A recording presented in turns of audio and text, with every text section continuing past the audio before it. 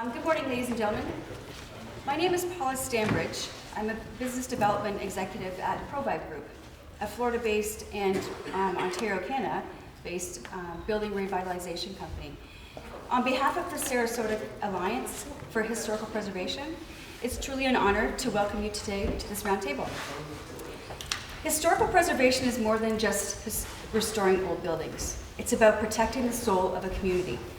My husband and I have dedicated our professional lives to this work through our preservation company, completing numerous jobs and projects that have restored and safeguarded significant structures across Florida and Southern Ontario, Canada. Each project represents more than just bricks and mortar. It represents history saved, stories protected, and identities preserved. I joined the Sarasota Alliance because I truly and deeply believe in its mission to advocate for historical preservation and to educate our community about the enduring value of our architectural and cultural heritage. Through initiatives such as our low-interest loan program, we are not only preserving landmarks, but also empowering homeowners to steward their own pieces of Sarasota's history. Preservation succeeds when a community takes ownership of its past. We are especially fortunate today to be guided by our moderator, Harry Klinkhamer, Historical Resource Manager for the City of Venice, and a distinguished historian, educator, archivist, and preservationist. Harry will lead this panel of dedicated Sarasotans who understand that preservation requires commitment, investment, and passion. It requires a vision, and yes, it requires a lot of hard work. The buildings we fight to protect today will define Sarasota for generations to come. Our responsibility is not simply to admire the history, but it is to ensure that it endures. Thank you very much for being here and being a part of this effort.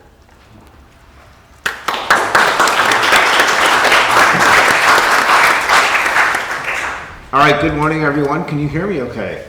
All right, I'm going to do my teacher's voice here. So some of the themes and goals that we're going to be looking to accomplish today is making this an educational opportunity and a chance for me, we'll be picking their brains, and then you with questions afterwards, picking the brains of these folks here who have been doing this kind of work. Understanding more about how the whole historic preservation and home restoration process works, and how, I would assume for these people up here, how satisfying it is. I don't want to put words in their mouth, but I would assume that there is some degree of that if they are doing this. And so this will be kind of a conversation that I'll be launching with some open-ended questions for getting the conversation going. We're gonna go for approximately 90 minutes and then leave a half an hour for Q&A. Of course, we'll kind of see how things flow. And if we see, a lot of anticipation and eagerness to ask questions, maybe we'll dive into that a little bit sooner. But before we dive in, I want to poll the audience for a couple of things. How many of you in the audience today are members of the Sarasota Alliance for Historic Preservation? All right, for those of you not, I would strongly encourage you to join. They are an amazing organization with a lot of resources and a growing force of advocacy for preservation in Sarasota County. So definitely there's materials in the back, so if you're not a member, please consider joining today. Now, how many of you out in the audience currently own a historic property? Can we say old? Old, yes. It's not historic yet. Okay. It's 100 years old, but... Well, that's old, that's historic. Yeah, I'll say. All right. And how many of you are considering buying or restoring an old property? A couple of hands. All right, so some folks here are just here for the show. Excellent. All right, so let me go ahead and introduce our panelists today. So I'll go from your left to your right. We have here Mike and Alice Jeromin. They are experienced restorationists who have recently purchased and are starting the restoration, actually they're already into the restoration, of one of our prized historic homes down in Venice. Next to me here is Selma Oscar, who along with Christopher Wilson own and are in the process of restoring one of the few remaining historic Lustron homes located in South Poinciana Park. And when she gets into that, you're going to learn a lot about this very unique, interesting piece of architecture and construction history. Here to my left, your right, is Susan and Jim Davis, who have restored 2 historic bungalows as well as 1 garage in Burns Court. And all the way on the far end over there, we have Michelle and Paul Van Deventer, who restored 2 historic bungalows in Laurel Park. So these are our panelists today. So we'll start over here with Michelle and Paul. What inspired you to take on this project that you have?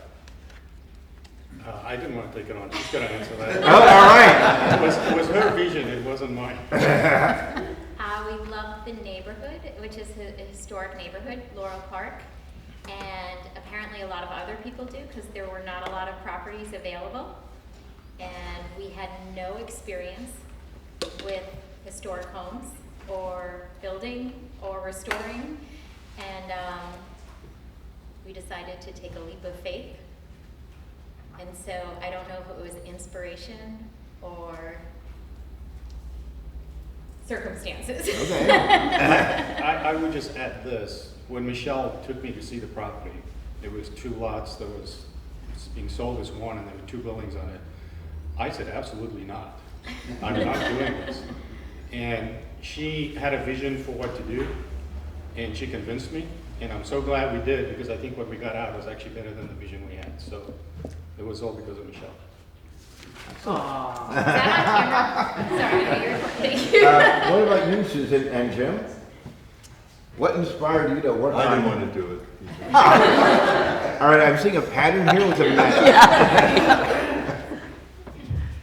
Go ahead. We like projects. Yeah. Oh, speak to the audience. We like projects. We used to like projects. Now we're kind of done with our projects. And we saw an opportunity. Frankly, at the time, our building is Burns Court, and you may remember it was the Amore restaurant for a while. And so it was these 4 little bungalows, actually 2 bungalows and 2 garages with a big roof over it. And it had been a little dilapidated because the restaurant had closed during COVID. And we just thought it would be interesting to put them back into their form. At that point, though, honestly, we knew nothing about historic preservation either. I mean, we found out, but so we did it because it was just an interesting project. And we loved, like you, we loved the neighborhood. I mean, the Burns Court neighborhood is pretty special. Selma, what inspired you and Christopher to take on a Lustron home? Well, I think we're different in that husband and wife are architects, and my husband's an architectural historian. So we did know what we were going into, which makes it even more crazy. But we've kind of been doing this a while. When we used to live in the UK, we converted a 1920s Art Deco apartment flat. So this is kind of how we end up living in projects. And typically we leave as soon as it finishes, so we don't really want the Lustron project to finish, so we can stay.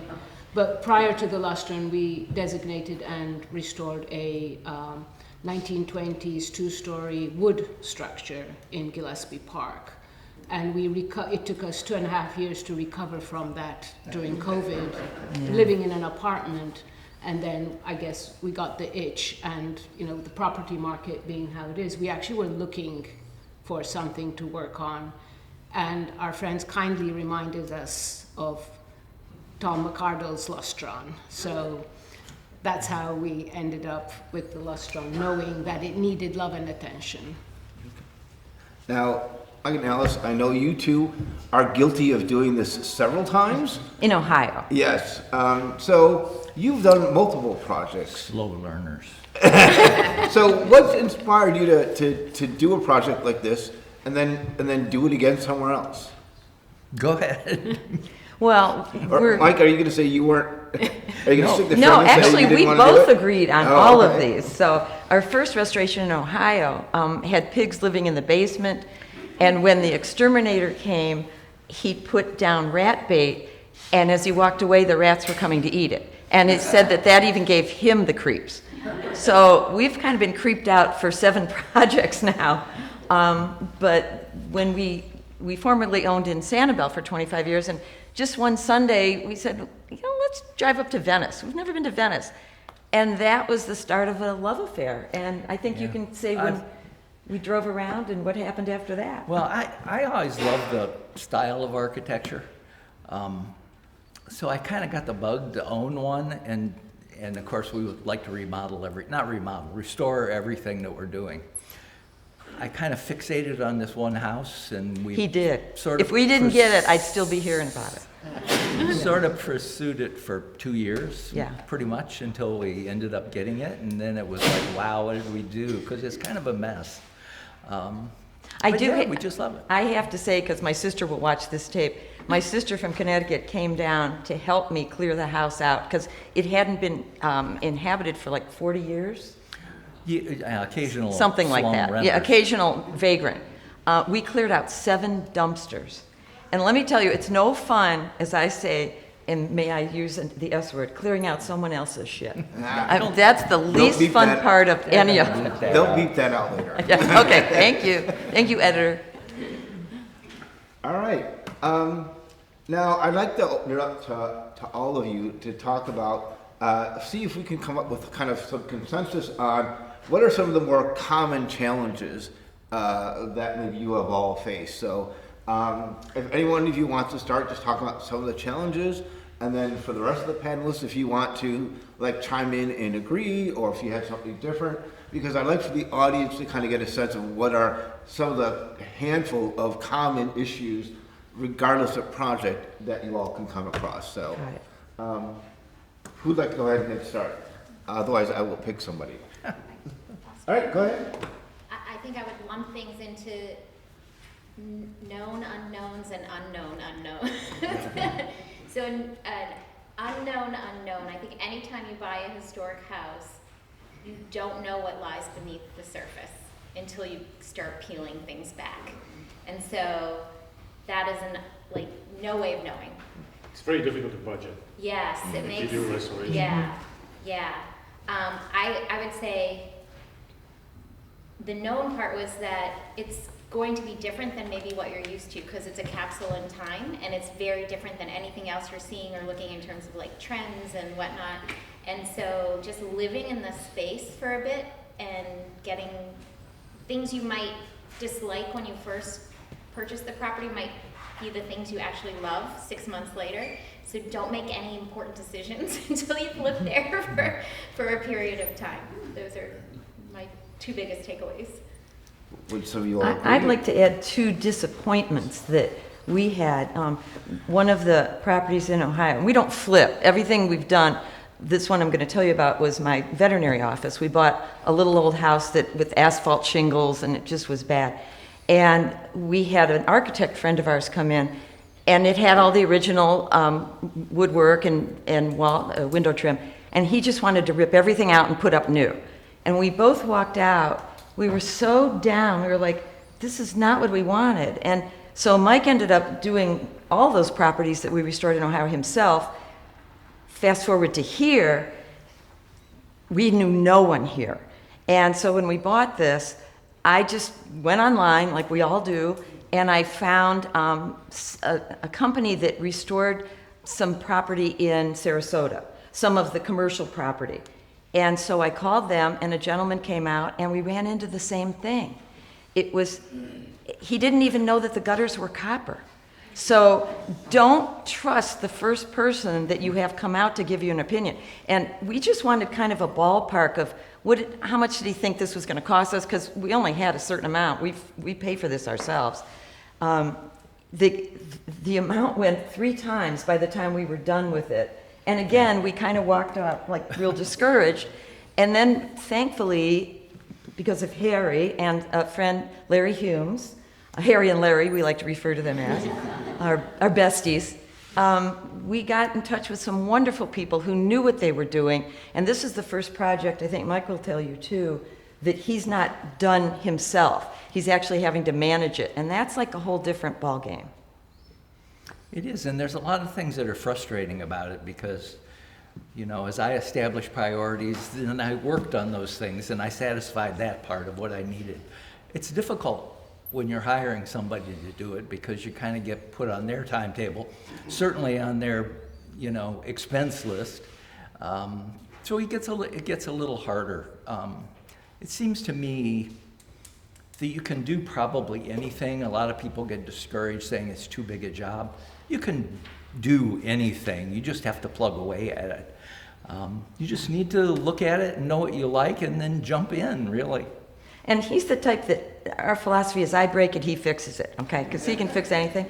So I looked at him, like when the deadline before we were buying this, and I said to him, what would be so demonstrably wrong that you wouldn't want to buy this?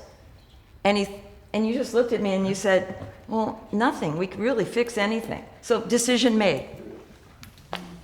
I think I would agree with the budget one, but I think Yes. everyone, it's not just having it or not having it, as in the money, it's how do you budget it, because you don't know how long this is going to take.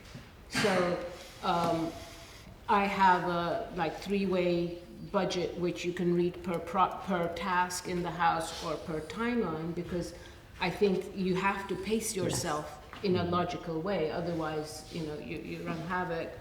I agree with the labor side in Sarasota. For our building, finding skilled labor has been the biggest challenge, because as soon as they see our house, they walk away because they've never seen a metal residential. So they're like, I don't know if I'm going to make money on this. So the only way we can do it is to get them to love the house. Then we're fine. Everybody loves the house. We work on it. I think stamina and timeline is another challenge. Again, you don't know how long it's going to take, and the enthusiasm, has its dips. And I think knowledge and research, as in, we're architects and we still have a huge knowledge gap because we don't know about porcelain enameled steel. And, there is a book, great, but it doesn't tell you some of the stuff we need to know as to how to deal with a corroding, metal structure. So I think these are challenges, but what weighs the challenge is the love and the enthusiasm, which hopefully stays with you.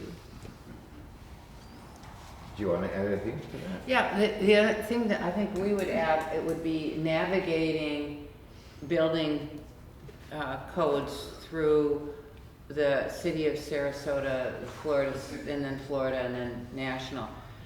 To give you an example, the late Clifford Smith was the historian. What was his title? I wonder. Anyway, he did a job similar to yours. Right. And we found him very helpful. Unfortunately, he's passed, and we don't know his successor. He, of course, irritated us in a number of meetings, telling us we couldn't do this, we couldn't do that. But at the end of the day, he was really on our side, and he really understood that we were trying to do a preservation, but we were also intended to make money. Well, that's a joke. But that was our intent to begin with. But then, so that was one navigation, to find him, how you find resources in the city, who approves what. But then if you're interested in historical preservation, you go to a non-employed volunteer board that at our time, none of that board, there were not architects. The leader of the board was a designer, but there was a lawyer, there was a building person, a young man who came in late, I remember, to our meeting. There were 4 of them. And they disagreed with the advice we had gotten from the city. Well, of course, based on the city, since he was in charge, we had gone ahead and done the engineering and the drawings, because you have to start someplace, and that is what we had to give then to this volunteer board. Well, the volunteer board disagreed with the interpretation of what our front and side yard were. Because the situation was, it's a building on Birch Court, you would see it, it's on the corner. And the person from the city said, this on Burns Court, that's your front yard, this side yard is a side yard. The volunteer board said that they were both front yards. And the reason why that is important is because it had to do with how large we could make the structure while keeping it historical.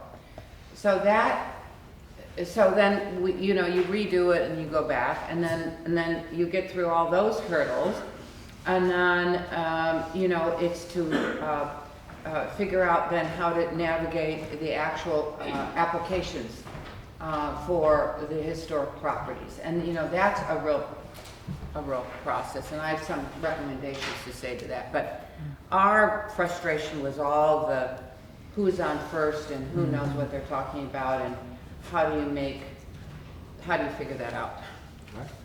Well, this actually, not planned, this actually is a great lead into what was going to be my next question for this group, is that there is a common concern out there in the public that when it comes to historic properties and historic preservation, that the government won't let you make any changes or touch anything because it's historic. And so this can sometimes be a turnoff for people concerned about that kind of governmental control over private property.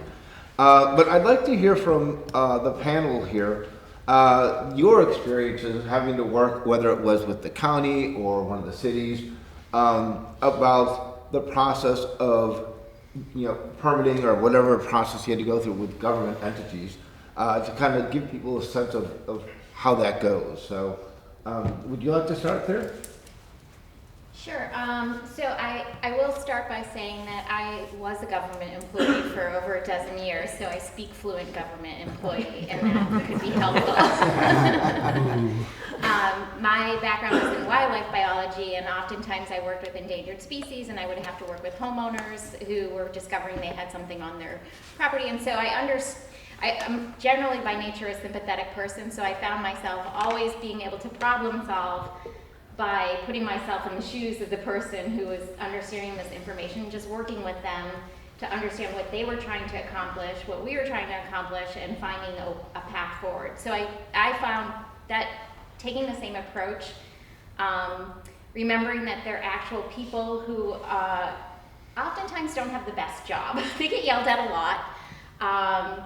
And so if you can find somebody who clearly is understanding that the rules are cumbersome and they're complicated, but they are committed to working with you because they want the same outcome that you want ultimately, which is preservation, not demolition, that you actually can find a path forward.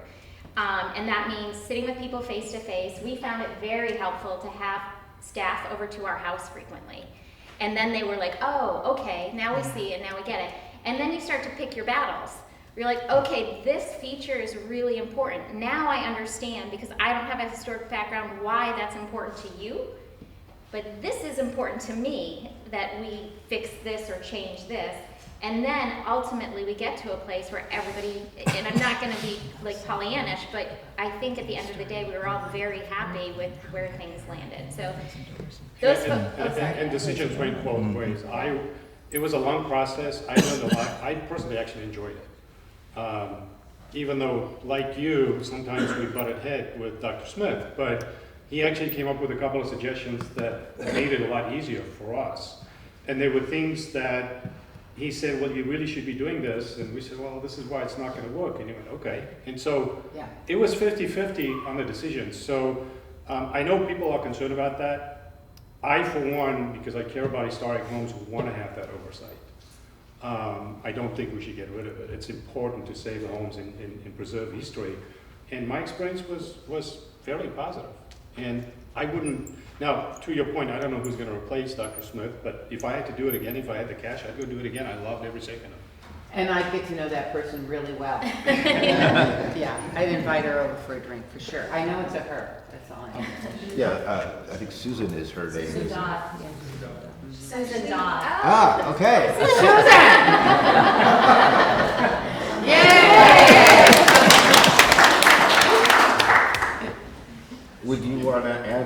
to what you Yeah, said what, before? what could have helped us in the beginning, as Susan said earlier, we just decided to renovate the properties to develop an income producing property. We'd had no concept of restoring it as a historic point of view. So if somebody could have gotten to us early and said, here's what you can do, and here are the pros and cons of doing that, that would have helped us.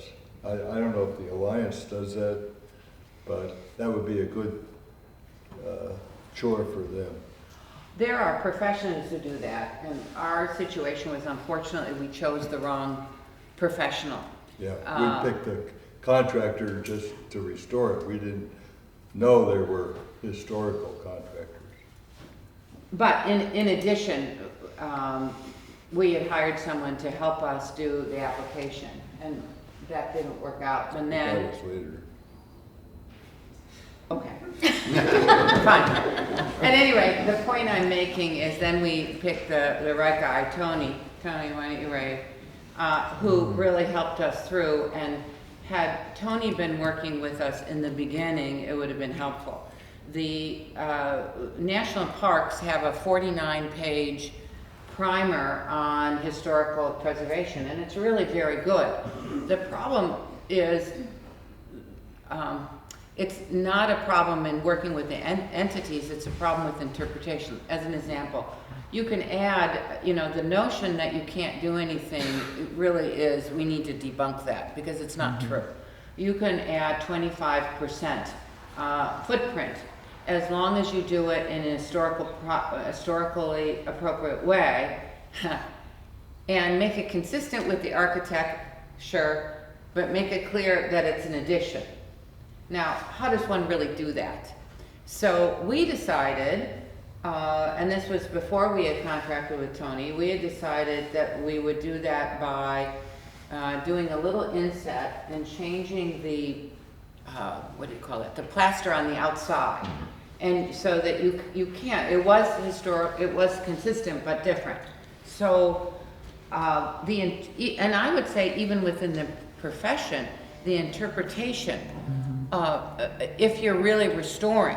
So as an example, we got is a window fixable or worthy of restoration, or does it need to be replaced? So I kept pictures of, and actually samples of the wood that was decaying on the windows. Our argument was, this is crazy, we need to replace them. We got some advice that said, no, you should preserve those. So this notion of, even within the envelope of you're all wanting to do the same thing, you want it to be historically accurate, and I absolutely agree, we need these. I mean, our properties ended up being beautiful because we did them historically. It's scary to think of what we would have done without it. I mean, so it was really good, but within that envelope, there's a lot of interpretation. And my only suggestion to anyone doing this is to pick your battles and really look at, think about those details, because what was obvious to me, I need to replace that, was not obvious to others. And in fact, I had to get a quote on the cost of a building. There are people who will restore windows in town, but then, you're buying the window, you're doing, it just doesn't make sense. So at the end of the day, we had concurrence with both the committee and Dr. Smith that we were, doing those things correctly. Selma? So I think the question was designation, and I know. Well, just your experience of working with Yes. government, yeah. Well, designation is, I think we've done both. In our previous house, we worked on the house and then we designated it. And in this one, we did it the reverse. We designated it and then renovated it because we know the difference and the kind of discussions you have. And it is about interpretation because our code, at least in the city of Sarasota, is not as well defined, apart from the residential kind of environment. It doesn't really acknowledge adaptive reuse. So I think that it's open to interpretation is a good thing as long as you have that dialogue and as you invite them to your house. And that's a process, because we're finding even going to the tax office to discuss what happens when you do designate, because there is a tax incentive, but it's very difficult to use your tax incentive. So we had a discussion with the tax office to explain to them what designation means. So it's not just us, and we don't understand. Everybody out there trying to do their business doesn't understand the kind of sequence. When do you designate? What is the tax differences? There isn't any information that really takes you through that whole process. And it is a myth that you can't do anything. It's all about appropriateness. And every time period decides what's appropriate in a different way. This is the beauty of preservation. You are keeping a story, but each time you keep it, you are changing it. And that is, I think, the point. We're looking at it as, can I make this house relevant to the next generation? Can they come and say, God, I want to live there? So it makes you think about when it was produced, 1949, how were people living? It was very future-centric then, and how do people want to live in a house now? All the things they want. So designation is your way of navigating between jumping to the future, but trying to preserve in whatever capacity you can. Sometimes there's too much structural damage, and you have to do something. Which way works better? It depends on the house. And I think regardless of whether you designate or not, I think the bigger picture is doing the right thing. Designation is not for everybody, and I don't think everybody needs to designate, apart from your ability to pass it to the next generation, because you might do the right thing. How do you guarantee that the next generation will do the right thing? So as an architect, I think if we always do the right thing, we're encouraging correct behavior for the next generation. I think as parents, that's what we do. And in a way, we're parents of our houses, right? If we can manage to pass it on to the next generation, that's economically and environmentally the most correct thing to do. So then you look at designation as, what extra is it going to create? What extra protection? Some houses need more protection.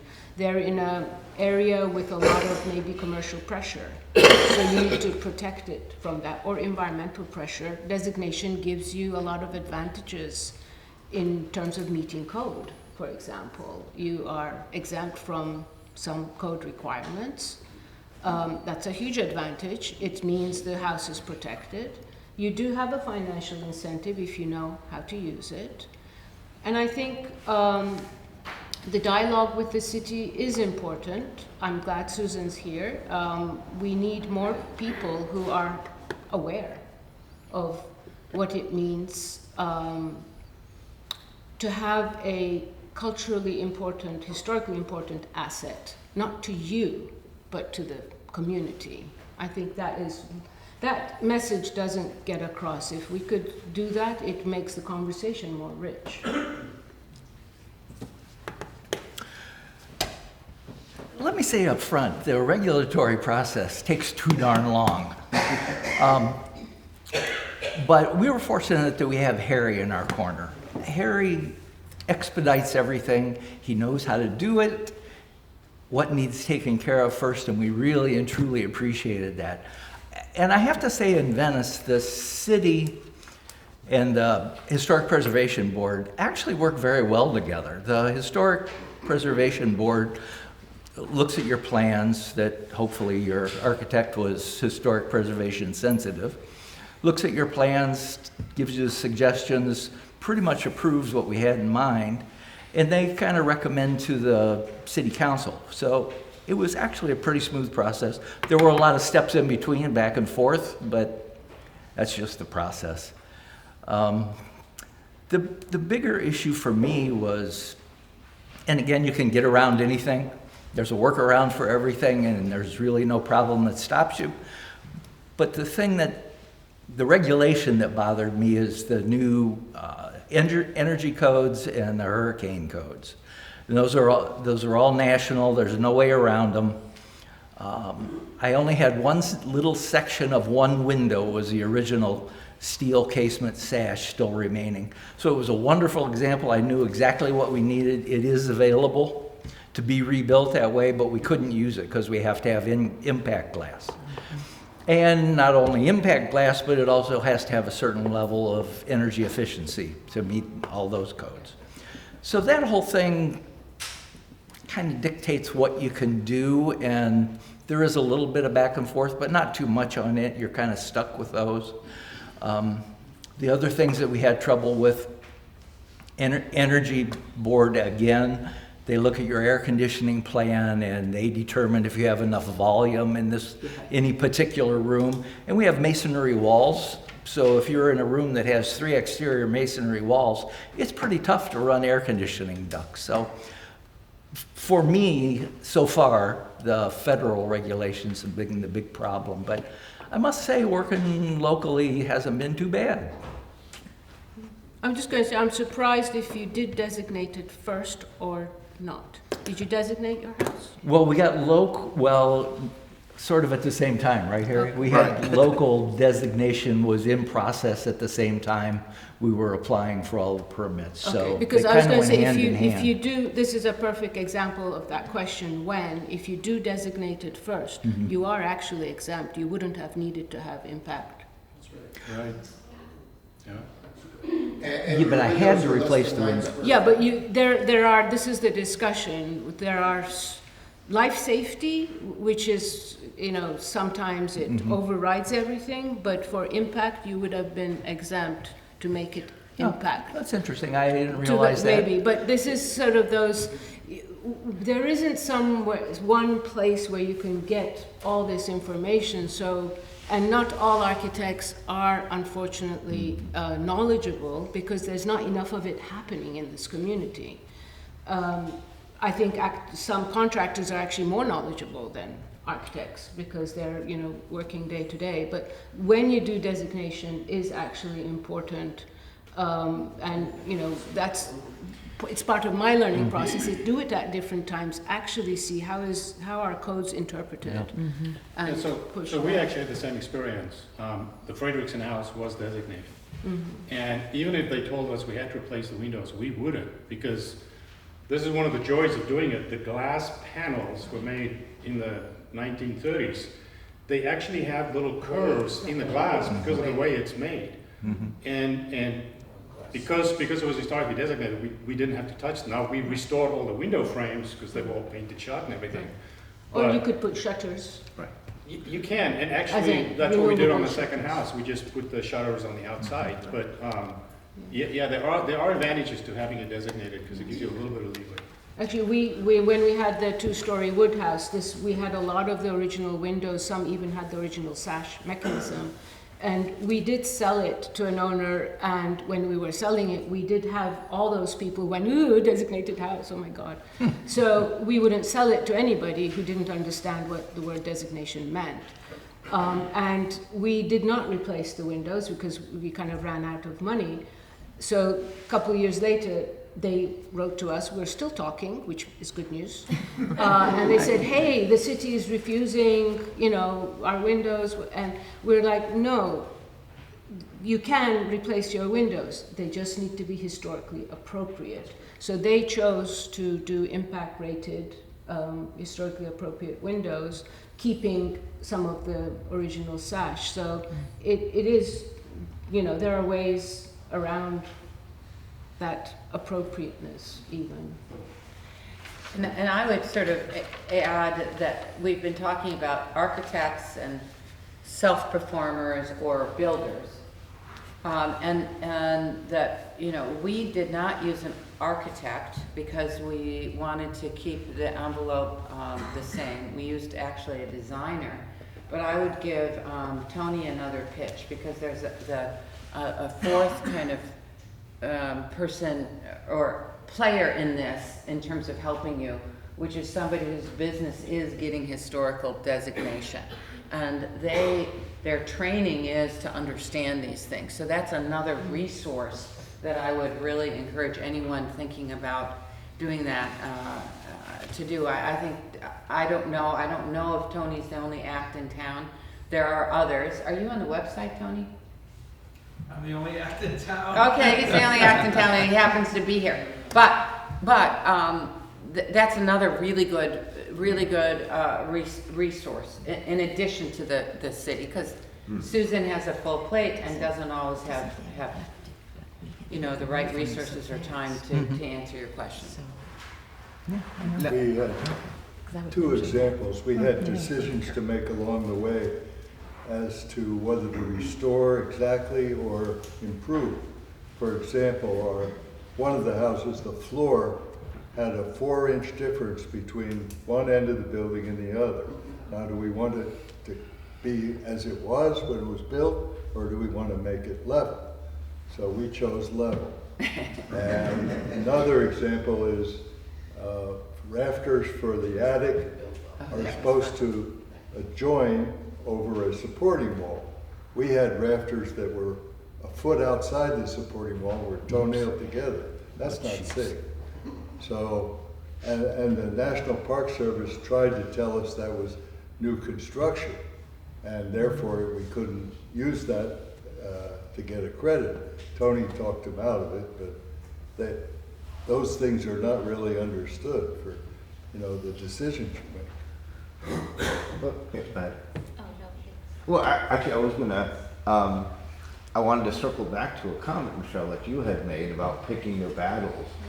Yeah. And so I don't know if I'm putting necessarily false assumptions out there, but I'd like to know a little bit more about what kind of battles are you talking about? I've purged any bad memories from the entire experience. Never mind that. Well, I can give you one good example. Sure, yeah. So in the Frederickson house, it was built in '39, and it used the old pine that grew in the southeast 100 years ago. And I wanted to bring a piece of wood with me. I wish I did. It weighs 3 or 4 times more than the pine you have today, and it's beautiful. The rings are just so tight. So it was very high quality wood. And the whole frame was built of that, but all the inside walls were done with it as well. So floor to ceiling and the ceiling itself was all done with this really nice wood, but it's very dark. And so we discovered after we bought the house that for some reason both the inside and the outside was historically designated, which we didn't even know you could do. And that's what we worked with Dr. Smith, and we said, look, we can't keep this on the inside, it's too dark. And where we split the difference is we kept it in the living room, but in the bedroom, we pulled all the wood off, put drywall and painted it white, but we saved all that wood and we used it in the ADU we built in the back to do all the trim. And that's how we did it back and forth. So I think that's a battle that we fought, but the end was fairly good. Yeah, and Paul, sorry, we have pictures over there if people want to see the before and after, and that also allowed us to use the original wood to repair damages in the place that we were keeping the same, so it worked out really well. And I was actually going to say that was a connecting theme on the storm readiness, and we do live in a hurricane-prone area, which is a little bit of an added spiciness to historic preservation. And I will say, we lived on Siesta Key for more than 20 years, and now we're downtown in this little 1930s house, as opposed to before we had a modern storm-ready house. The quality of materials and workmanship, the weight and density of the lumber, we've been through 3-4 hurricanes now, just in the 5 years we've been there, and that little house is rock solid. So I would actually say that like when we did have to look at new lumber, it's so light and it just feels frail, and it's a little bit like the Three Little Pigs. We're like, no, we're gonna stick with this like really good older in the craftsmanship and everything. So I mean, I actually think that can be a real win. Is these people were building these homes to kind of last forever, and they were pretty incredible. And then the other theme I just heard that I also, what you're talking about with Tony is, one of our team is here, Jessica Bush, who is, you have to work with people who share a vision, who you like, who you trust, And we were very, very fortunate. We had a great contractor, and Jessica is this incredible designer who could see things where we couldn't. And so that part was such an enjoy. You know, these are friends now, and that was a very that's one of my favorite things about the process is it's a long journey, and they're on your team, and so that part of it. And we've gotten to know the amazing people at Historic Preservation. Everything about this property ends up costing more than you think it's gonna cost, and so the knowledge and the experience and the willingness to offer free, invaluable advice was incredible. And so also like getting that opinion and that here's who you should talk to and here's what you should do at no charge was really appreciated. So we've talked about here, we're busting the myth that you can't make any changes to your properties. So I'd be curious to hear from all of you about how you were able to then incorporate, you know, modern conveniences into these historic properties. I mean, some of it is maybe required because of the code, but some of it maybe just because you want it. So who would like to kind of talk about? So I can give a quick example, Okay. because I heard the comment over there about the AC. So both homes that we had, the AC unit was sitting outside of the house, and all of the vents were in the crawl space underneath. So the cold air was coming out of the floor, and to me that was a no-no. The air had to go through the ceiling. And I didn't even know you could do it, but we were able to leave the condenser outside, but put the air handler in the ceiling, in the attic. And then all the piping was in the attic, so the air came from the top. And with both our homes, because we wanted to redo the foundations, both of them got lifted. And so we were able to redo all the plumbing, all the electric, it's all brand new. So in essence, the structure is the old structure, but it's all new plumbing, all new electric, and we were able to bring in new appliances. If you go into the house, it feels, you know, from an appliance perspective, like a modern home. The interesting thing on that though is I learned a lesson when we did the first house. On the second house, I actually backtracked a little bit. So one of the things that I enjoyed the most is the light switches I have in the new house. We don't just have modern flip lights. We have these old push button lights that you can now buy, and it comes from the 1930s. So you can make a decision on what you want to modernize or not, which is really nice. You know, in our situation, well, you know, since we bought, in essence, a restaurant that we then took apart, you know, one of the garages was the dishwashing room, one of the partial houses was the kitchen. So we had to gut everything, and it was a clean slate. So we took the hallways out because typical construction at the time in the 1920s would have been with hallways. So all the other bungalows on the street are 2-bedroom, 1-bath. We were able to, with a little bit of addition, end up with 2 bedrooms, 2 baths. So the only tricky thing was anything existing after the restaurant that was still historical inside. So there is one unusable, fireplace, which we would have wanted to keep anyway. So that we needed to keep. So we didn't have really any discussion even. So I think it depends on what kind of property you have, even if you have to worry about the inside. And we were lucky, you know, really we didn't. It was the preservation of the outside, because that was the only thing that was left. Also, there weren't pictures. So the other thing is, like, I love the Frederickson house, the before and after. You know, I couldn't show you pictures of the old, you know, huge cooking material that was in the restaurant. So there was nothing to lead you to really understand the intent, except understanding that it was a modern Mediterranean with high ceilings. I would imagine with a Lustern home that incorporating some modern conveniences were challenging. Well, actually, there's two things. I think one is when you've got the historic structure, updating it, and then there's do you need to add, and how you do it. So I think for those of you out there that may want to do this, good bones is rule 1. And if it doesn't have good bones, you need to know what you need to do to get it to the good bones status. Typically, the roof is the first thing that goes, and when the roof goes, the rest of the structure goes. So, you know, when you catch a building, at what point of that deterioration is important. And then if it's not of the right configuration, are you able to remove or remodel within the shell? If not, can you sensitively add to that structure? So for us, the Lustron had a secondary roof put on, but it was clearly put on after something had happened. So our roof structure was actually very corroded, which took a lot of financing to fix. And inside, you can't change anything. It's a system, it's a kit house.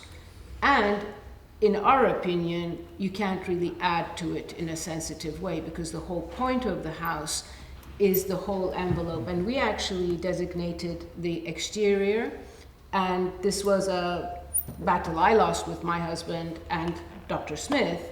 I wanted to designate the whole of the interior because all of the interior is also porcelain enamel tiles.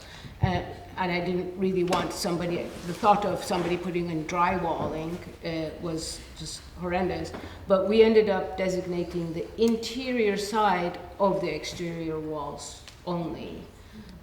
So our goal was to kind of give it a technology uplift. So most of like the appliances are Wi-Fi, command, all the lighting kind of works in a seamless way.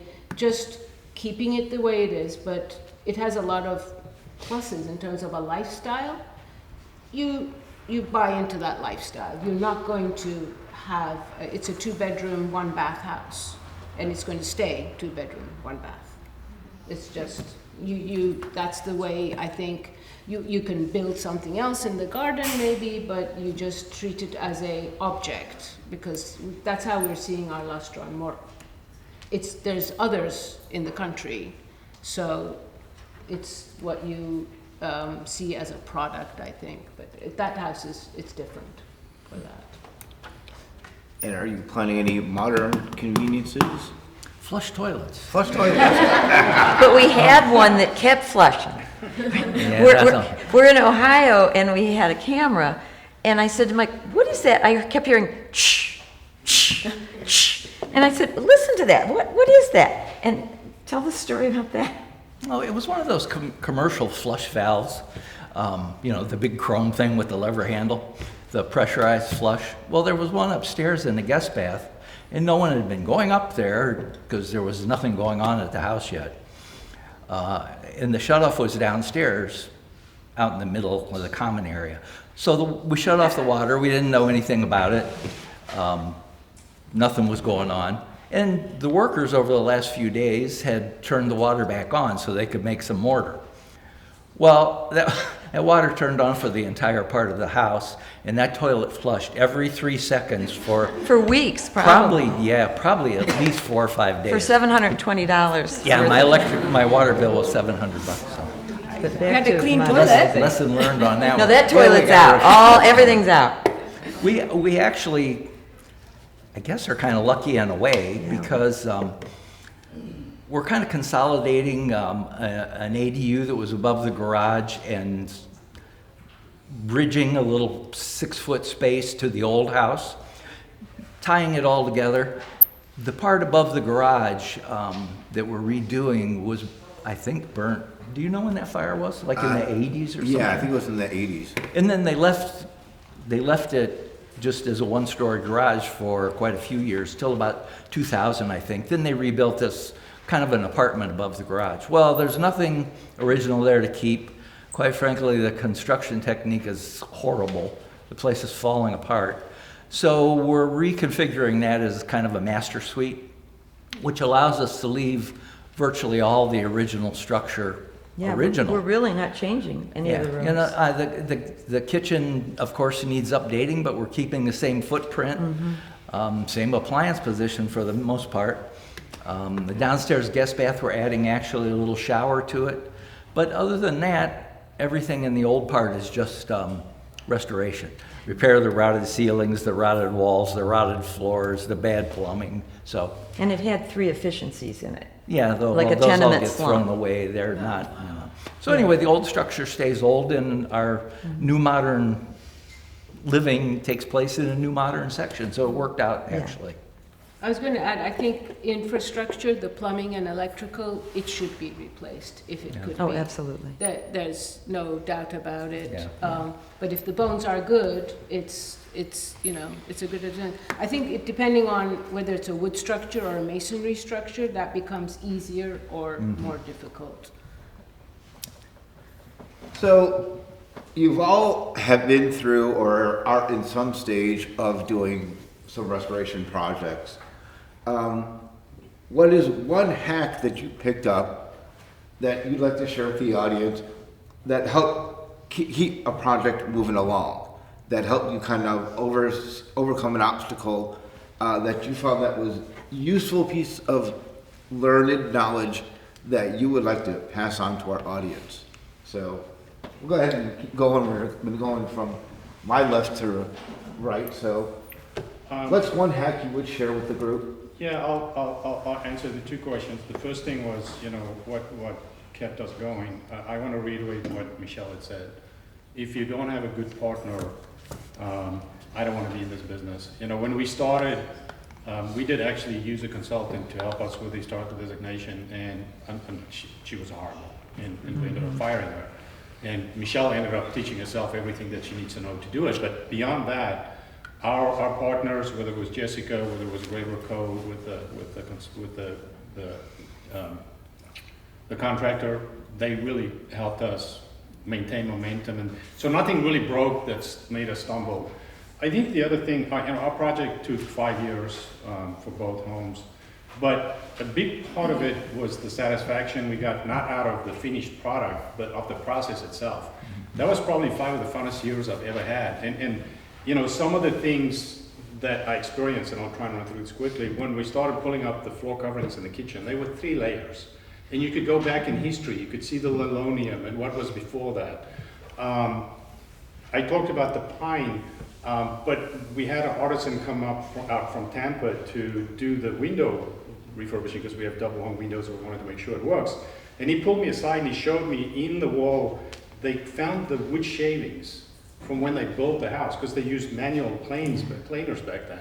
So I have a bunch of these things that are historical. But probably the thing that I enjoyed the most that we found, all the gentlemen in here are a little older, so we've all used manual razors, right? In the old days, they used to have a cabinet, and in the bottom of the cabinet was a little slot that went behind the wall. And when your razor blade was done, you just threw it down in the slot. And when they took the wall off, there were probably 300 old rotten razor blades in the wall. So just taking that walk back through history and learning these things made it fascinating, and for all the checks we had to write and for all the battles we had to fight, I gotta say, it was fun. So I want to make sure nobody walks out of here going, it's all pain and hassle. It's not. We really enjoy doing it.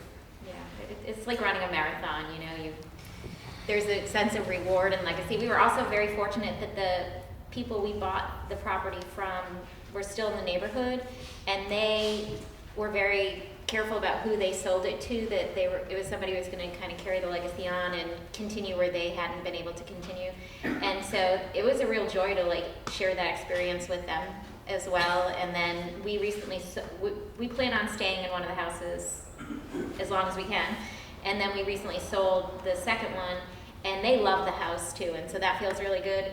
But yeah, it is a little bit like running a marathon. What kind of hack or tip would you provide? Oh, when the going got tough, I'd pretend I was really busy at work and make my husband do it. Actually, one good thing about that, Michelle and I have different strengths. I talked about her having the vision. So she had the vision, and Michelle worked very much with Jessica on the design. I'm a project manager, so I worked with the GC on the work, and I think that helped because it was really good teamwork. Yeah. we enjoy doing different things, so we could divide up and conquer. And Jessica helped me out when we knew Paul had terrible taste about things and couldn't be trusted. What hacks? I'm trying to think, as we started with a different perspective on developing the property. So, as I said before, we could have used a checklist. You know, you're working on a historic property, here are the things to consider, here's the pros, here's the cons of each consideration. But we got through it anyway, and we enjoyed making those decisions ourselves. Fortunately, they were mostly right. Yeah, I was gonna say, we're still looking for the hacks. I'd say our process was a series of stumbles, and we scraped our knees sometimes, but we're able to get up and just keep going. I love that notion of enthusiasm, because there is something that we fell in love with the properties and that area of the city. And when you do that, I think it's just fun. I've become a little bit of a PhD historian, because to understand Burns Court, you have to understand, you know, the architect who originally designed it, which had been, who had been hired by Bertha Palmer to do her place, but she died before that, and then he partnered with Burns, and you all know about Burns and his impact. So if you enjoy learning, I would say that was one of the unanticipated pleasures. But I'm sorry, we have no hacks. We're just a hack job. Did you come up with an interesting hack or trick to help keep your project moving along? I think because we've done quite a few of these, there is no hack specific to your project, because each project is unique. I mean, if we went to restore another restaurant, sure, I would have lots of hacks. But I would agree with enthusiasm and the process. But I think you need to listen to what that historic asset is telling you. You can't go in with your presumptions about how you want to live there even, because you can't go against that history. You want to understand it and yes, maybe alter certain aspects, but if you don't listen to it, you will run into a problem down the road, because it was probably telling you the gutter's not working, but you just have to trace kind of the various aspects. One important thing is to know to ask for help. There's like this little timeline of, we watch people who take a project on and they didn't realize the scope, and there's this dip, and they're almost embarrassed that they're in this situation and they don't ask for help. So I think, you know, you could even use social media to ask for help, because there's likely somebody out there who's suffering the same thing. We're very lucky because there's a Lustern Facebook page, because there's about 1,000+ of these houses around the country. There's some awful things happening to them on that Facebook website, but there's also like, do you have the third door handle, because ours is gone, and sometimes you find it, somebody's giving it away. So we're very lucky in that. But even in a very unique home, there's somebody out there who's suffering from a similar thing. So ask for help. I think partners in the crime are important. It's the services, but it's also within your domestic environment to have everybody on board with the bigger picture. And I think that's a discussion, because it's the pick your battles too. So in our household, I don't know how to pick my battles. I would like to fight all of them. So I need somebody to restrain me from doing that. So that's a good, again, even if you're not two people, you need to kind of define your boundary, who's going to keep you in check, because it could get out of hand. And I think it is a learning, it's a very enlightening process. We have the same razor blade slot, and our plumber told about it. I mean, he was like, he said, oh my God, you got one of these. And I'm like, one of what?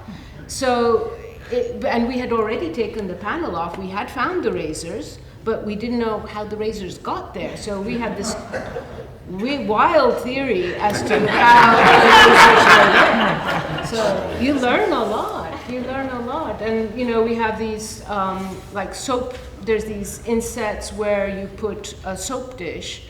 And while looking for replacement, we found these that used to rotate for your toothbrush cup. So maybe when a guest came, you flipped it so they don't see your toothbrushes, which apparently were far shorter than the ones we use now, because there's a toothbrush holder and you can't put a modern one there. Little things, and your mind goes as to, you know, how people lived. And this is only a, you know, 70-year-old house. In other places of the country, we have even older houses, and it's fascinating. I don't really have a hack, but I think you have to learn early on that having an old house isn't just like opening your checkbook and saying, you know, get me this old house fixed up. It really is a love relationship. For me, I love learning all the details. You know, one of the barns we had to repair had a lot of water damage from, like you say, once the roof goes, it goes. But we had to learn new techniques on how to splice in a new tendon on a beam, things like that. And it's a process. You learn, and that's part of the fun of having an old house. There really aren't any hacks except know it's going to take a long time. It's going to be wonderful when you get done. The only real hack I can think of is it probably would behoove you to find a pirate's chest full of gold. But other than that, I think you just jump in and have at it. And I think, as Paula mentioned earlier, I think these old houses have a soul. And you know, my business is I rescue animals, and I see how they come in defeated and how they leave to one of you guys adopting it, and now they're laying on the bed and, you know, sitting at the dinner table. That's how I see these houses. They're decrepit and they're kind of asking for help. They've got a soul, and imagine what they've entertained over those years. And to see them completed with a loving owner or a family, it's just a wonderful feeling of accomplishment, no matter how you get there. Even though with this house, he's doing all the work. This is the first time, like I said, we've actually had a contractor do the stuff. So this is easy for me. I just kind of give my opinion when he asks me a color of something. So yeah, I shouldn't even be up here on this house. But kudos to Mike for, this is our house we're going to live in. We're old. Okay, this is the last restoration, we keep saying that we're going to do. But we love Venice. They've been so welcoming to us, and in our defense, why not? Because the place really would have been demolished. It was that bad. The owner, I'll privately tell you about that. But yeah, the owner was not a good owner. He lived in Michigan, and so it was a long distance thing, and he called it his estate. No way was this an estate, let me tell you right now. On the hack list, I would like invite maybe SAHP to kind of spearhead something where, because I think people don't know where to go when they're embarking on this. I don't know how that happens, but they do go to the city website, but it doesn't really tell you what you need to do, which we discovered when we were going through the designation process. We actually got it wrong as to which order you need to do things in order to get the tax break. And that's our only carrot out there financially. And we thought we knew it and we got it wrong. So there is a gap in that, I think. A good hack list would be useful. Well, and this actually, again, leads right into my next question that I had. Thank you for that. What kind of resources are out there that you would recommend to people looking at or utilizing before getting started on a project like this? And again, we'll kind of put you guys in the spotlight first. I don't know. It really helps to have names. I think that was the first ray of light, was getting, somebody recommended the historic Sarasota Alliance for Historic Preservation and Debbie Maldowney, and we just started getting some names and people who knew what they were doing, and that was fantastic. I think this video is gonna be very helpful. And we went through a sort of a logical process and it worked for us, which is, the first thing is we found Clifford Smith and asked him what the kind of rules were. On the city website, you do find out the,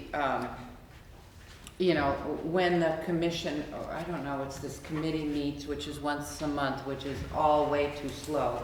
Yeah. But there's, we did that. Then we had, also, we probably worked with the same lady that we had to fire, but then we found Tony, who then helped. So, in terms of what you do, you kind of just follow a thread. We did not do the things that were suggested here. I wish I had seen this video before. For instance, we didn't go into social media and ask, who's done this before, because in our circles we had never known anyone wanting to do that. I think knowing the end game would be maybe a hack or maybe a suggestion that I would have. In other words, I think if you're going to live in a place that's one purpose, what we restored were originally summer homes, winter homes that the developers had made in the 1920s, much how snowbirds come today. And they wanted to have a place that would be a nice place in the city of Sarasota that then maybe someone would go back to Chicago and then come and want to build. So that and purpose, so our purpose and the original heart of the buildings was very consistent. We had just, frankly, decided to go for the historical designation because we wanted some of our money back, because it was so much more than we had budgeted. And we're still, Tony is going to help us here, but we're still working with that because it's turned out most tax people don't know about historical designation. And so the process kind of continues for us, even after we've had them done for a year, in the sense that we're still stumbling a lot. In other words, one person has this advice, the other person has this advice, and Jim, our partnership is good because I'm kind of the designer and he's the numbers guy, and it's pretty scary. He's trying to teach our tax accountant about the historical preservation. Now that's a scary situation. That needs to be.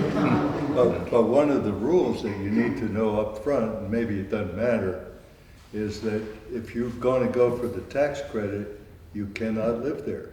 You have to rent it.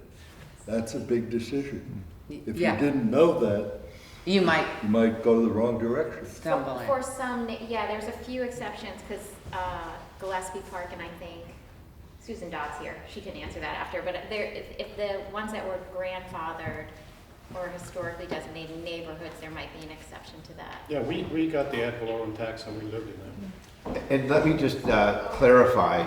So there are two different tax incentive programs with historic preservation. There is, as I think what you're alluding to, is the federal tax credits, and those are it's only eligible for income producing properties, so businesses or homes that you rent.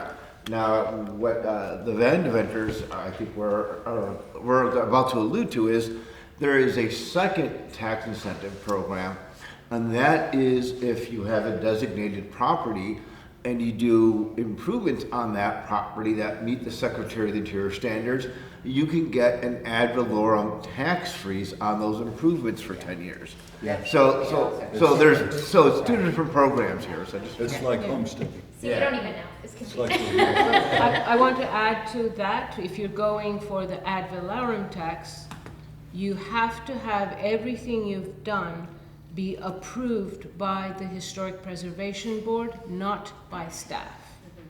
Exactly. Very important. That does slow your process down, but you have to be very careful in phasing all the work you do, even so that they are in different tax years, even to maximize this benefit. And none of this is explained. So that's one of those things I think I think we've already talked to the city that it needs to be explained because even the staff don't know that. And if you've gone ahead and had, because it's a very minor thing, like can I paint the exterior of my house? You don't need the Historic Preservation Board to meet on that, except if you want the ad valorem tax rebate. That's a hack. Yeah, there you go.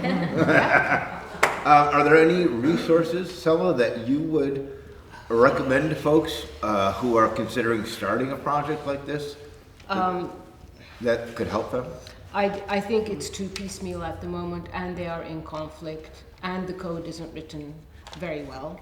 There are verbs in there that leads you to believing, from your understanding of the verb, something, and that's not the interpretation. We consulted Fournier many times, even on the word property, which by code can mean the house or the land.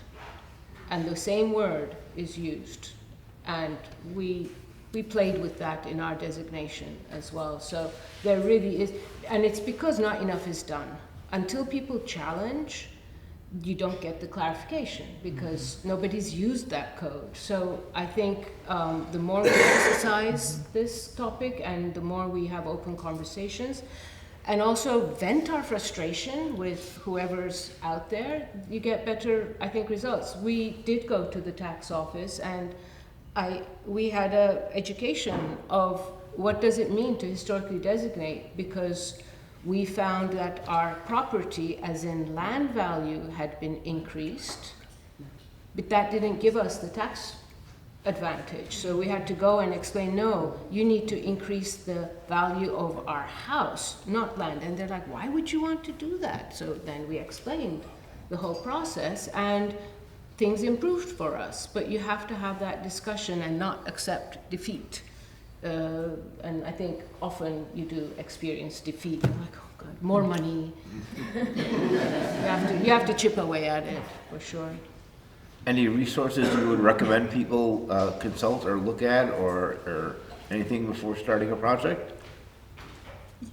No. You know, I mean, nothing really comes to mind. I mean, I'm just one of those kind of people where you just jump in and day to day, whatever needs done, that's what you do. I just sort of wade my way through all of it.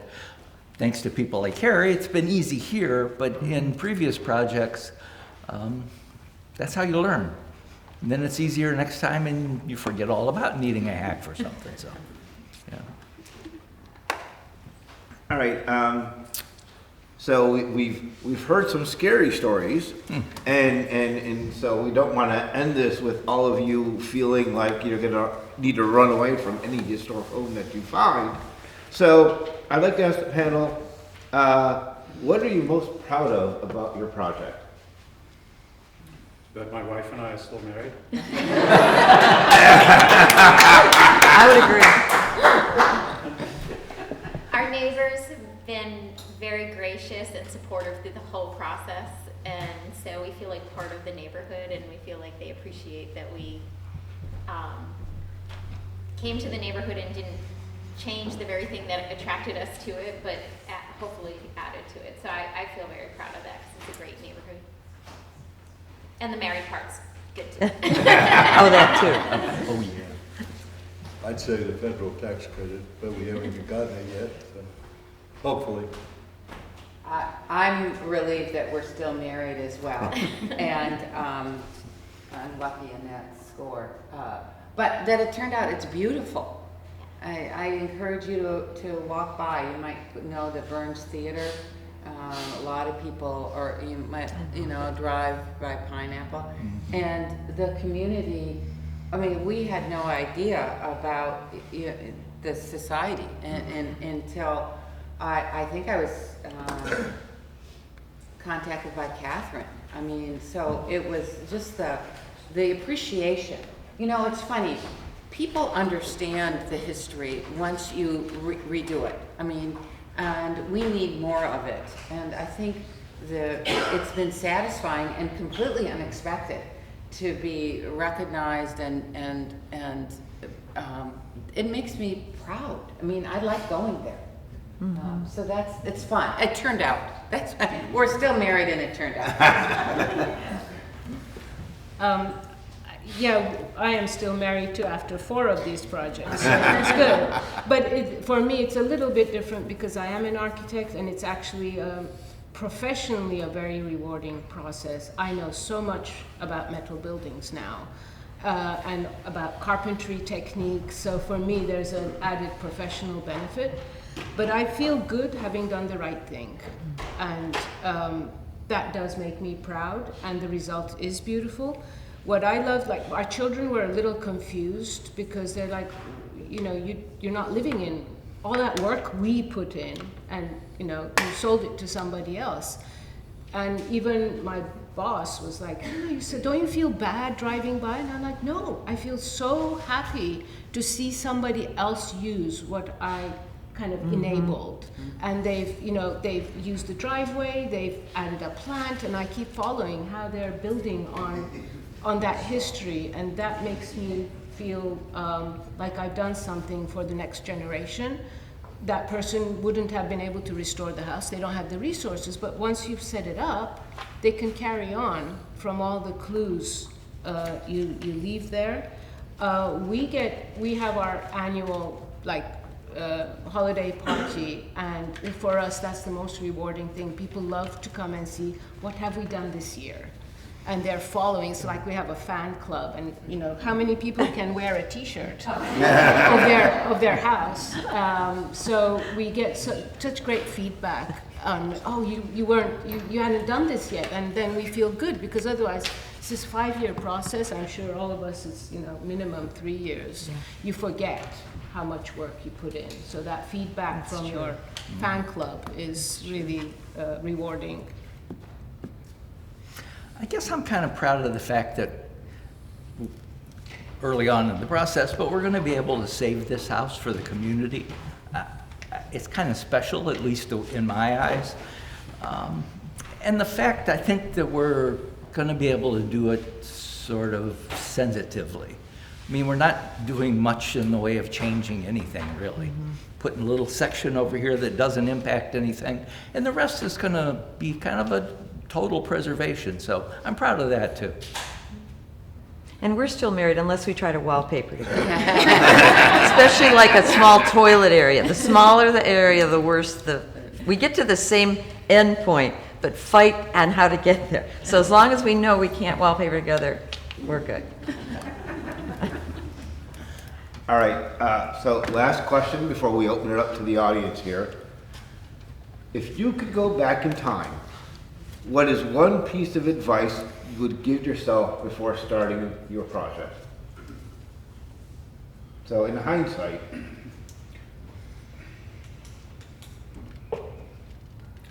I think we went a little overboard on the first property, and I think we could have done some stuff a little cheaper.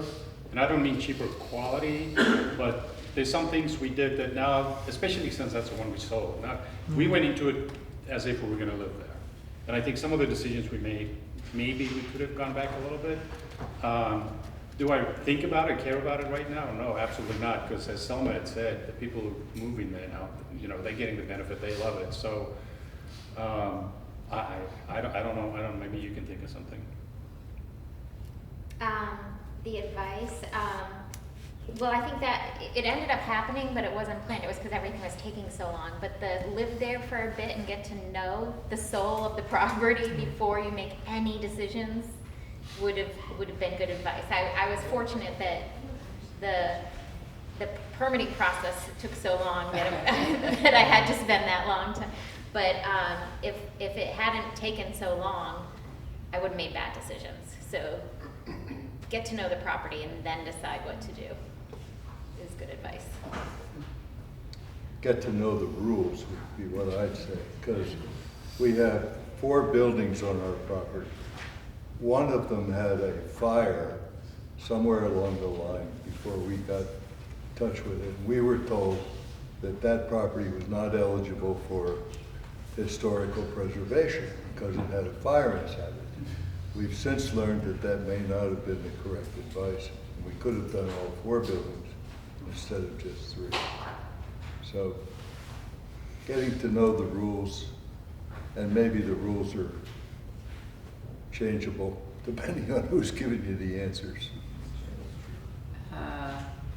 I would follow my own advice through it, which was enjoy the process, because things do, any building in Sarasota takes, I mean, we've done lots of homes as well. It takes double the time and double the money. And if you're not in it for the fun of it, it's just miserable. So I think we did, I had a lot of fun. Jim maybe not so much, because he's the numbers guy. And have plenty of money. Yeah. And I liked what Jim said, which was know the rules. Even if the rules are confusing, that you've got to go into it with some knowledge. And honestly, the interior, whether or not you're going for taxes, the National Parks website is really very good. It's only 49 pages, and it really is a good primer on what is historical and what not. All those notions of what is preservation, you know, it was just very helpful. I think I memorized every page because you sort of swirl around. So I wish I had read that, to Jim's point about knowledge, probably before we had begun. We were fully halfway through and had already stumbled a little bit before I got into that. So I would read and get as much information. I mean, frankly, you're all much smarter than we were. I mean, you're here. You know, you're here learning. You know, you have some sense that it's a process. I mean, kudos for you. I'm absolutely convinced you're all going to be very successful. My husband has a great one about, you know, if we only, but it's not for us. The interior of the Lustron had been painted by previous owners, couple layers of paint, and we wish we could have gone back in time and said, do not paint that. It's porcelain enamel steel. And we're, you know, 3 years later, we're still peeling paint off the gaskets. One error maybe we did was not appreciate the effect of weather on how materials behave. And that's a little bit about get to know the spirit of your house. If possible, experience all the seasons before you make decisions, because the environment, the climate here is very specific, and knowing where the wind comes from, which tree is going to shade, you can, you know, an architect can analyze all of that, but living it is something else. We discovered we get a very specific breeze from the coast, and had we decided to put any structure there, which would have made the most sense, we would have killed what makes the house not needing air conditioning even. So we installed our epoxy flooring when we didn't have air conditioning, and it is suffering for that. So that's one thing I would have done differently. Yeah. We're not really far enough along to have any regrets yet. We haven't accomplished enough to actually see what we did wrong. Check back. Yeah, check back with us in about a year or so. In previous projects, when I look back on them years later, there's always little things I didn't do right. You know, I didn't use the right flooring material, or, you know, the spindle was glued instead of, you know, new and turned. But little things, not that I would call regrets or anything, just things maybe I'd need to change. I do have a meltdown pretty much on a daily or weekly basis. I keep asking him, are you having fun yet? Because I kept hearing what fun this was going to be. Yeah, that was new project. project. This will be fun. Yeah. And I hate to say it, but it is. I haven't really had much of a downtime yet, downside. So yeah, I don't really have regrets. My only complaint was in the projects we did in Ohio, our friend who was our neighbor, and he's a contractor that works by himself, Jim, and we totally love Jim, but I didn't know that Jim wouldn't be there from start to finish. I didn't know that he was going to be at another project for 2 weeks. So I'd come, and Mike would come home from the house that we were restoring, and I'd say, so what'd they get done today? Well, he didn't show up. So that is a learning experience for me, that they take on other projects, and you're not the sole project. Because like I said, I thought they started with ours and finished with ours, but they start with ours and they go over to their house, and then their house. And So that was frustrating for me. And in Ohio, there's also a week of hunting season in the fall, so everything shuts down then. Yeah. Well, at this point, I'd like to open it up to the audience. So I know we've already heard a lot of information, a lot has been thrown at you, but I'd like to now open up the floor for questions from any of you. So, yes? Can I give a hack before my question? Oh, look, we're all for hats, so. So you can watch, if you're in the city of Sarasota, you can watch the archives of their experiences before the Historic Preservation Board online, so you can kind of see what that process is in person, and maybe see who they had to fire. And that leads to my question. Finding skilled labor here that knows old houses is really tough. If you have someone that you would recommend, I would love you to just put their name out. You don't have to tell us who you don't like, but if there's someone that knows, like I had to have our people watch Ask This Old House on how to redo the cotton cords in the windows, because I didn't want them to just go in and start tearing it apart. It shouldn't have to be that. So you some names now. I'm happy to share names. Yeah. Absolutely. That's not a problem. Jessica Bush from Formed Home, who's here, she really understood a lot of like how to help Yeah, design but for the home little from the things, not interior for, design you know, just perspective, for- which is important when you're dealing with like historic interiors and things like that. We worked with Artisan Army, they're called, out of Tampa, to restore all of the historic original windows, but they have since moved to Texas, unfortunately. But since we did 2 homes and we used the same general contractor for both homes, Brandon Graber from Graber Co. learned from Steve at Window Makeover how to do the windows. So if you have double hung windows you gotta redo, they redid that on our second house, and he's much cheaper than Steve was. And that's Graber Co. He's a general contractor in Sarasota. Thank you. You're welcome. I have cards. I can put cards out. We liked everybody, so I brought their business cards with me in case anybody wanted them. Yeah, we used Refined Remodeling, and they were great because they were willing to take it on. They did a cost plus. They're very honest, and we weren't their only project, which drove us nuts. But I would not say that they were interior experts. I mean, they understood how you get a rubber roof and help us uncover things, but we had so much to rebuild in the sense that it was new. But it's Refined Remodeling, and I would recommend it. Thank you. Well, we are owner contractor because we're architects, so we work with subcontractors. And we've used the same electrical and plumbing people from our wood house to our steel house, so they're expecting that our next house would be concrete because they've gone through that. And they know how to work with existing buildings, so we've been very happy. But we have struggled, ours is unique, it's a metal house. In terms of like a list of professionals, I'm a member of the local AIA chapter, and we kind of approached the idea that maybe we could have some kind of a list where people could say, yes, I am experienced in historic property. We're still working on that because I think people don't know to necessarily hire an architect or which one, because not all of them are experienced, hands-on experience.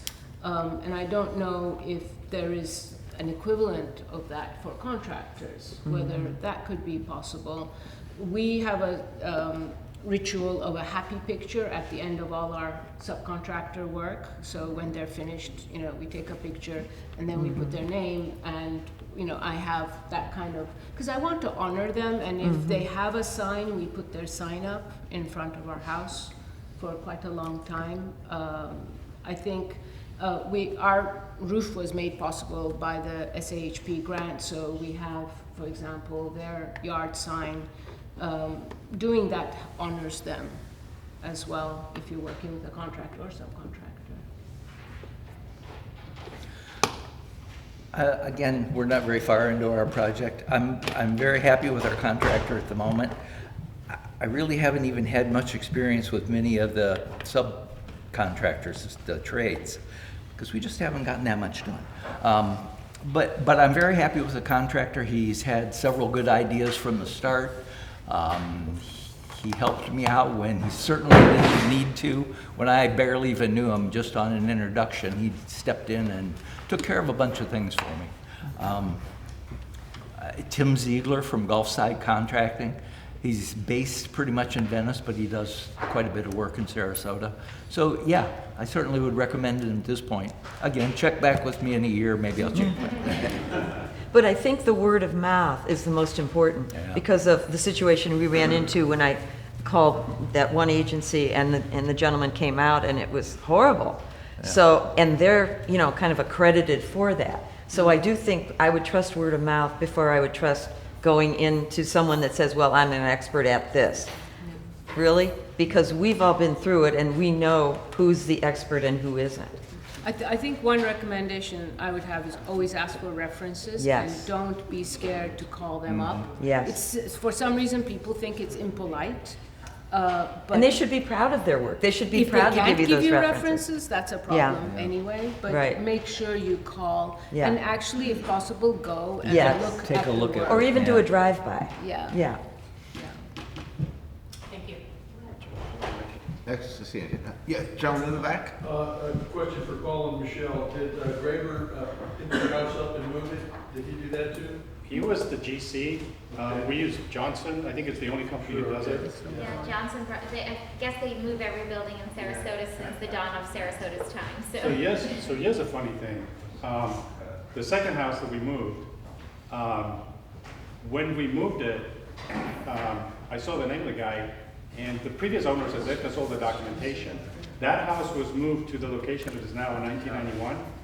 Johnson's father was the one who moved it. And so when he was there, we were laughing. He was going to go home and tell his dad about all these errors he found on the foundation. His father built the foundation as well. But so I gave him the original permit that had his father's name on it from 1991. Oh, I love that. It was kind of cool. That's great. Nice job on that ADU, by the way. Thank you. Is that your own inspiration? That was, when we moved to Laurel Park and we were trying to crunch some numbers, one of the things that appealed to us about Laurel Park was not just that it was a historically designated neighborhood, it had the character we loved and also close to downtown, walkability.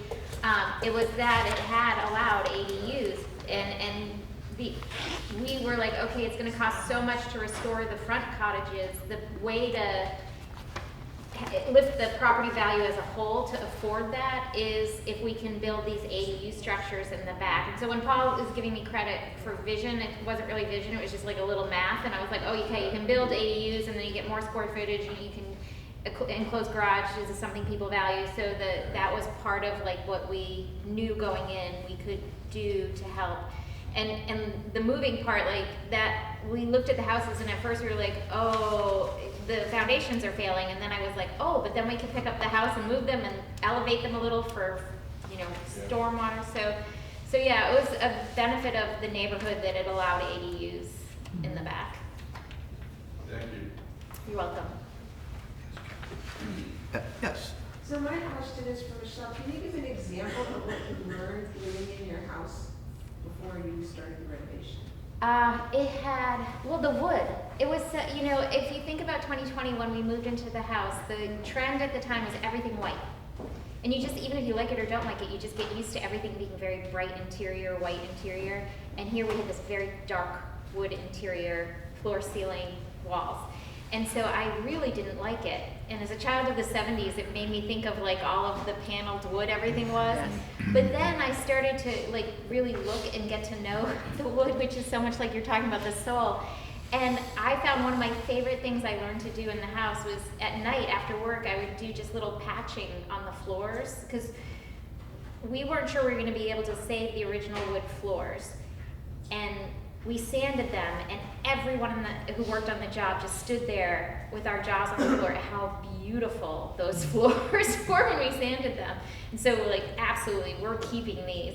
And so I would just patch little bits at night. And so that was something like, if I had come in, I would be like, I hate this wood, I hate the...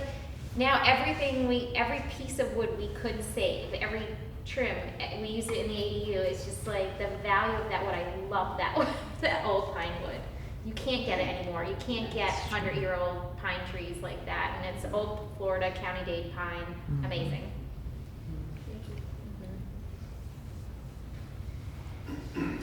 Mr. in the back.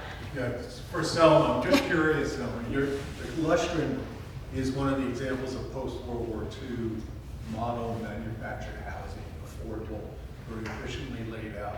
And unlike most of the other panelists that own older houses that are challenged with reproducing older features, your house had a feature that I think is worth mentioning that was very Jetson-like because it was in the kitchen. I wonder if you're ever able to source one of those, if any of them. No, so what Tom is referring to is the kitchen actually had a combo dishwasher washing machine. And it's not a myth because it comes with, the house comes with a manual as to how to put it together. And it also comes with a specification, and it's written there. I have no idea how that would have worked, and clearly you wouldn't put that together. But this house was designed for the future, and that alone is a learning process of what did they think the future was. The house has all sliding doors, right? So the house has no swing doors, and these are things when you live in the house. I have a thing about sliding doors now. There's a whole psychology behind them.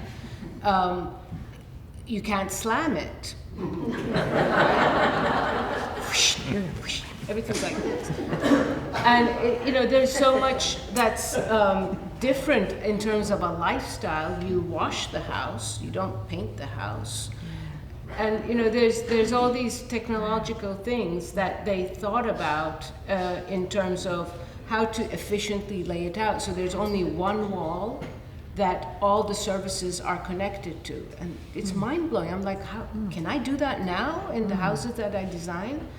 Very difficult, right? So it just the technology that they thought through just because they had to make 2,000 of these, the efficiency that goes into one panel and the different ways in which, it's kind of like IKEA, but on a mega scale. Is that the washing machine, right? Is what you were talking about, Tom? Yeah. It took us.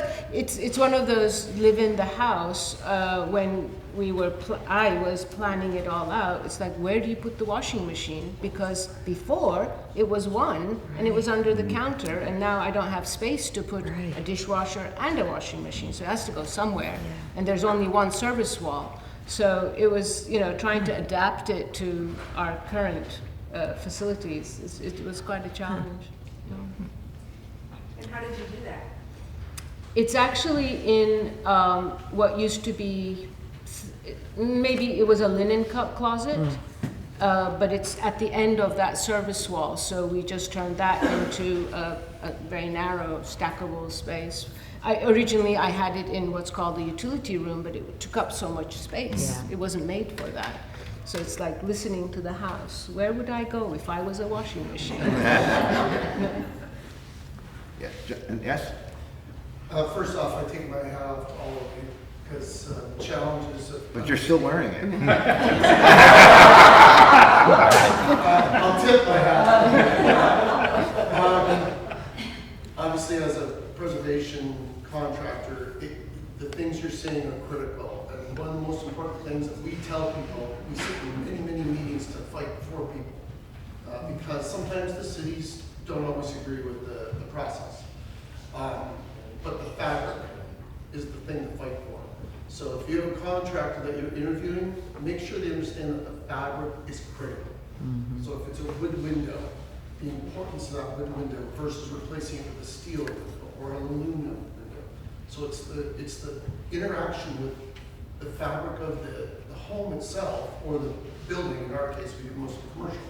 But it's that fabric, the interaction with the fabric, and then that fabric of the home itself interacting with the community. And so that's why it's so important for us to see people like you that really appreciate not just your home, it's not an object, but it is a part of that original fabric that the architect envisioned way back then. So Thank you. It's also interaction of materials, right? When you go to change one material, Yeah. you need to understand Yeah. what that means in terms of the tolerance level that material has relative to another and its breathability. It's true. Because we're sealing our homes a lot more than we used to. Well, what does that do to the interior air quality and things? And one little hack maybe, are you all familiar with APT, Association of Preservation Technology? That is a great group, we belong and we're very active in it. That is a great group to go to for resources. There are many great resources, there are many architects, preservation architects, and also conservators. Architectural conservators is another part of that little group. So Interesting. Yes, sir.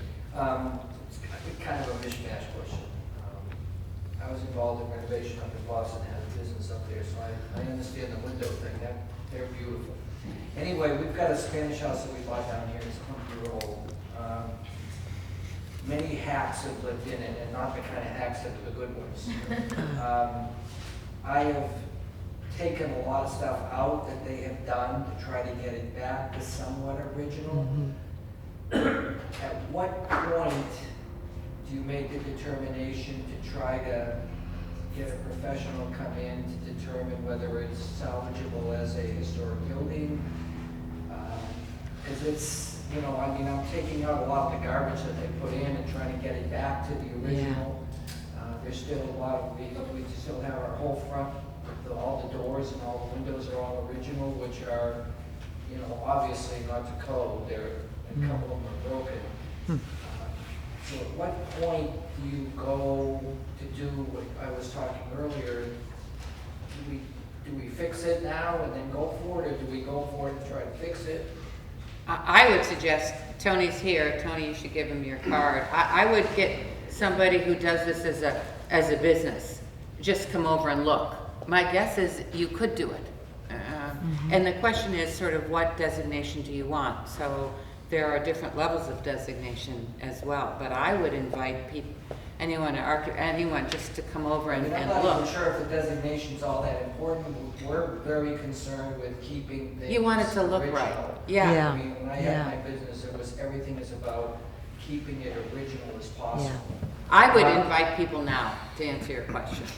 I think it's also about the designation process gives you advantages that you might want to use. Right. Well, So that's why that needs to be factored in. And there are quite a few people who do this, but the task is to determine what is the determining. I forget what the phrase is, but the determining quality of that historic asset. So in a house, what is the main feature that is designatable? Is it's because there are various reasons, right? And not just category. Right. Is it because it's more than 100 years old? Did somebody important live there? Is there a technology, for example, with ours, there's a particular technology, and that's a reason for designation. So there's these various categories, and understanding that will help you decide how to navigate that. So I would agree now, before you do anything, is when you want to do that, because it's a choice, right? I mean, we choose to designate it or not, but we first have to be knowledgeable. So I think that is the first step, to know the quality of the asset you have.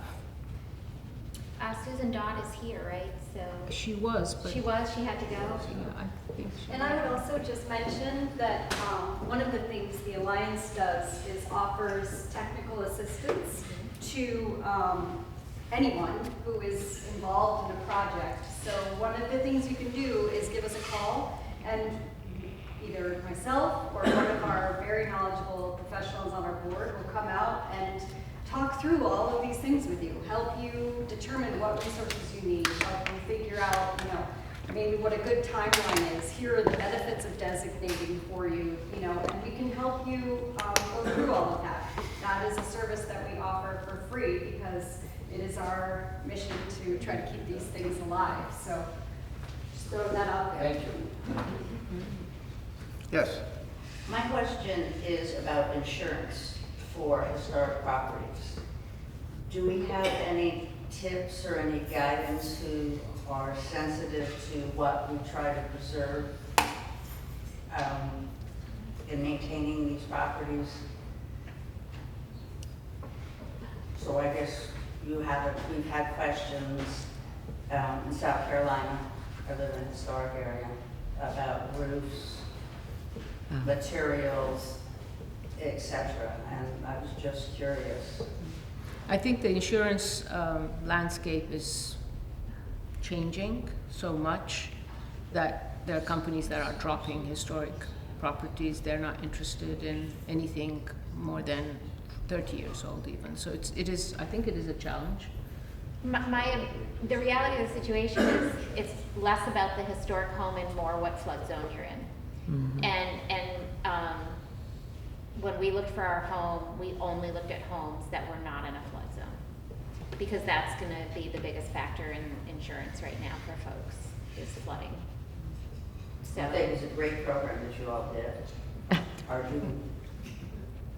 I can tell you when I got our insurance, they didn't even ask about the historic designation. But we did redo both roofs and we had new foundations, so they actually looked at it very similar to a new construction. So I think it depends on how much you do, but we've had no problems with insurance at all. We haven't either because we self-insure. There are credits for mitigation measures, and so if you're doing complete restoration and you're opening up walls and roofs, you can add those fittings that tie the building back together, and that does weigh in on insurance. Right, yeah, that's true. See, there's that good free advice I was talking about from the Historic Preservation. I said there's that good free advice from the Historic Preservation Society I was talking about. Just be aware, if you want to do that, it has to be in your plans. Yes. When we were doing 300, what was the hurricane? Milton. Just before Milton came in, we had noticed that on the one side where the rafters came down, it wasn't really tied down enough to our liking. So I had the GC rip out a part of the wall on the inside and just put in new tie downs to tie the rafter to the wall. Because that Category 5 was headed right for we our did property. it. We did it the week before Milton came in, and when the inspectors came out later, they went, "It's not in your plan. We can't approve this."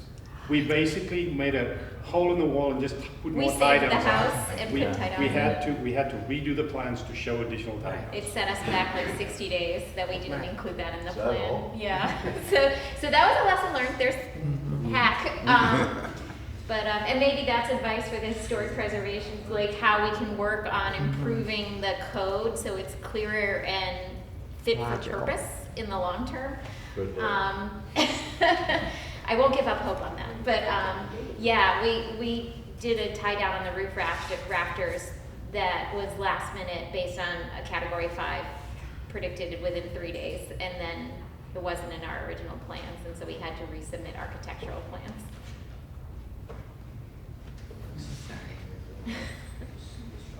Any other questions out there? Thank you, guys. I agree. So I have to say, Jim and Susan's properties are beautiful. She's exactly right, and we were very inspired by them. So the home tours that you guys do are great. So keep them up. We're always happy to open our home up. I have another question. Our house is big enough if we had 2,000 square feet of storage. Okay. What do you do about storage in these houses? Rent it out. Yeah, we have rented storage. Because we can't, ours is 980 square feet, so. So that's where our accessory dwelling unit, so behind our little cottages in the front, we have a garage with an apartment over it in the back. And that's where my daughter stays, because it's just a little 2-bedroom, 2-bath, and we both work from home. So that's the front is our bedroom and the workspace, and then when she's here, she gets her own daughter and nephews. The 20-somethings love having their own space in this little ADU, and then we have all kinds of storage from the garage in the back. There's actually one lesson learned, and we never realized this when we bought the Frederickson house. It was 2 bedrooms, and each bedroom had 1 closet, tiny closet. And so we added a bathroom, but we never did anything with the closet space, and we never realized that when we put it on the market, a lot of people are turned off by the small closet Yeah. space. So historic homes have small closet space. So thank goodness in the new one, we actually added a closet. That was my idea, by the way. Yeah, was yours. So if you're gonna buy a historic home, just recognize it's not gonna, you're gonna have a walk-in closet unless you build one. Yeah, think about a closet space, and that's something you can improve the value of the home, make it more appealing going forward. All right, well. All right, thank well, you. I was like, I'd like to thank our panelists. Michelle, Paul, Susan and Jim Davis, Selma Oscar, and Mike and Alice Jeromin for being here today. I want to thank the Sarasota Alliance for Historic Preservation for hosting this event. Shout out to Kathy in the back for organizing all of this. Aaron? Okay, well, thank you for thanking everybody. That was one of my things on my list. Thank you also to Jim for doing our technology for this event and making it so that we can share it with others moving forward. The work that we are all doing to preserve and to protect and to educate others about the importance of keeping what makes Sarasota unique is incredibly important. So thank you all for joining us here today, and enjoy the refreshments at the back. Yes, Tom. With the discussion about resources, I just wanted to point out we have with us Frank Sparkman. Oh, yes. One of the original founders of Sweet Sparkman. Sweet Sparkman is getting a Heritage Award this year for the work they did on the restoration of the Bayhaven School up in Indian Shore. So when you listen to Frank, you know what you're doing. Yeah, Frank Sparkman actually works with the Alliance on our historic loan program. He is our project coordinator. So for each of the loan projects that we take on, he works one-on-one with the homeowner to basically help guide them through the entire process, start to finish. So you're getting tremendous, years of knowledge.